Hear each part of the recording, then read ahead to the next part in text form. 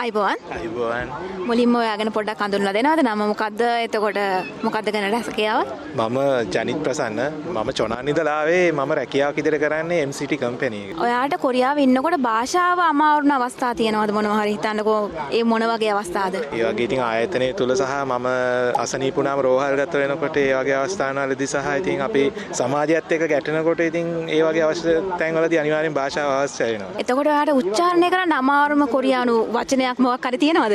ගොඩක් තියෙනවා ඉතින් ඉගෙන ගන්න ඕනේ. එතකොට ලේසිම වචනයක් මොකක් හරි තියෙනවද? ඉතින් ඉතින් කම්පැනි කතා කරන දේවල් ඉතින් අර අපි පොඩි මොනවා හරි දෙයක් ඉල්ලනකොට අපි දෙයක් අර දන්නකොට ඉතින් අල්ගෙසම් නිදා ඒ වගේ ලේසි වචන තියෙනවා. අමාරු දේවල් නම් ගොඩක් තියෙනවා. එතකොට හිතන්න කොරියාව වැඩ කරන කෙනෙක්ට සාමාන්‍ය මොන මට්ටමට වගේ කොරියන් භාෂාව දැනගෙන ඉන්න ඕන කියලා හිතනවද? පුළුවන් එකේ මට්ටම කියන්නේ තමන්ගේ ඉහළම මට්ටමටම යන එක නම් ගොඩක්ම වටිනවා. ඉතින් කොරියාව තුළ ජීවත් වෙන අපි ලංකාවේ ජීවත් වෙන විදිය නෙවෙයි කොරියාව කියන්නේ. කොරියාව වෙනස්ම විදියක් ඉතින්.